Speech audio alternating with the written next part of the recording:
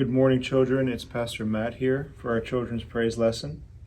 I wanted to look at a particular passage today in Psalm 139. And here's a question I have for you to think about.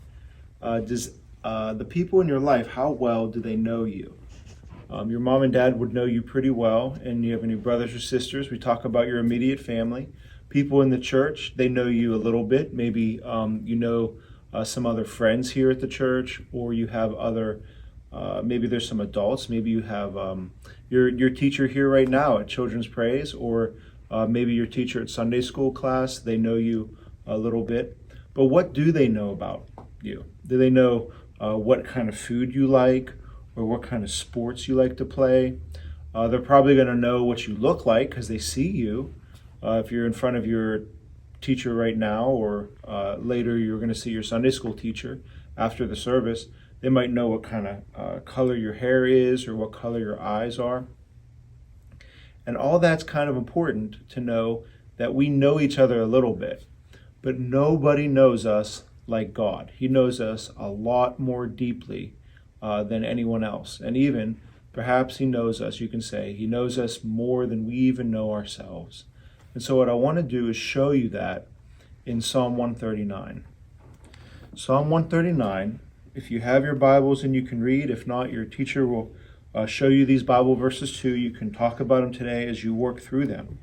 But the Psalm says this: O Lord, you have searched me and know me. You know when I sit down and when I rise up. You discern my thoughts from afar. Think about that. So the psalmist is saying to God, God, you know me. You know when I sit down. You know when I stand. And you even know what I'm thinking from a very great distance. You don't have to be near me. You don't have to hear what I'm saying. You know my thoughts inside my own mind. Isn't that amazing?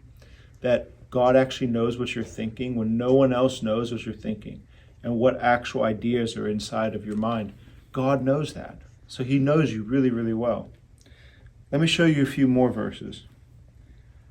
He says, where shall I go from your spirit? And where can I flee from your presence? He says, if I ascend to the heavens, you're up there. And if I make my bed very, very low, then you're down there.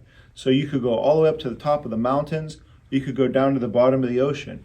And you're going to go nowhere that God can't be with you. He's always present, and he knows everything about you, and he's always with you.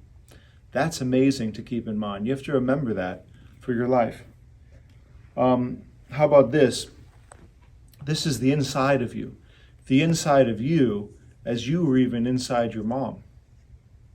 Verse 13 says, for you formed my inward parts. You knit me together in my mother's womb. I praise you, for I am fearfully, wonderfully made. Did you know that you came from your mom's belly? And did you know that God saw you when you were inside your mom's belly?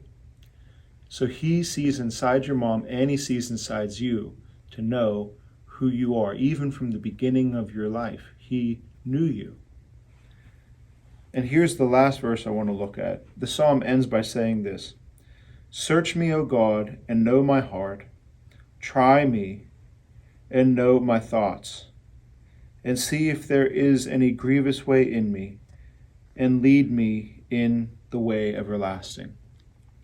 So he says, search me, O God. So now he says, since God, I can't go anywhere where you're not already there. And since there's everything in me that you can see and know, he actually doesn't get bothered by that, but he likes that. He says, he invites God to say, then search me and find anything in me that is not according to your will.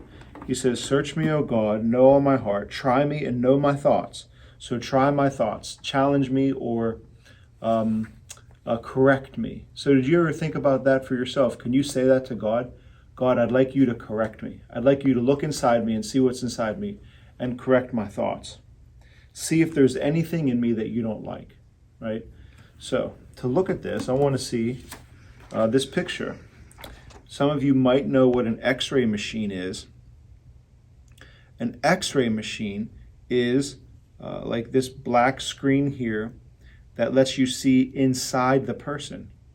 So what's this guy looking at? What do you see?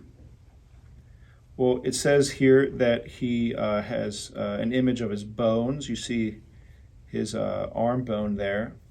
And also it can show you some fluid and where your muscles are at, so you can see past all that. An X-ray machine is even able to show you if there's something wrong with you. Here it says broken bone. If there was something wrong with him, it might show him that, oh, one of his ribs is broken, one of his bones is broken. So what's nice about an X-ray machine is you're able to look inside yourself and see if something's broken, if something's wrong. Do you know that we all have to do that? We have to look inside ourselves to see if anything's wrong, but we can't do that by ourselves like we can't do it without an X-ray machine. The prayer that the psalmist said is, Lord, search me and look inside me and see if there's anything wrong in me, any grievous thing in me. That's what an X-ray machine's like. That's what it's like to pray to the Lord, to say, Lord, look inside me and show me if there's anything wrong. Here's an actual picture of all the bones from the top to the bottom. See how that works for an X-ray? You can see the head bone and the arm bone and the leg bones and the feet bones. And here's even a picture of what a real X-ray would look like. The one I showed you was more of a cartoon, but this is actually what a real X-ray looks like. Do you see? This is your chest, and you're able to see inside there to a rib cage. And that black area is where your lungs are. So I want everyone to go, take a big deep breath. That's what you're moving. That whole black area is full of where your lungs are. That's where all your air goes. And then if you really pay attention, you can see this image right here. Wonder what that is. There's like an organ there, or you might even have your heart right around there, right? So look at that. Even with an X-ray, you can see your heart muscle. So when you say to the Lord, Lord, search my heart, we're talking about God searching the way you feel about things and your emotions and your decisions and all of your thoughts. Only God can see that. And everything that you don't like about yourself or everything that you think might be wrong, that's what you do with Jesus. You give that to Jesus and you let him, if you ask him to forgive you of all the things inside you that you don't like, then he will. That's the beauty of knowing the Lord who can see you and also loves you and has forgiven you because of Jesus on the cross. Remember that today. Jesus on the cross, he died for you so that you would be forgiven, even as he sees everything inside you. That's something to remember. I hope that for the little kids, you understand that with the X-ray and you're able to see that with your teachers today.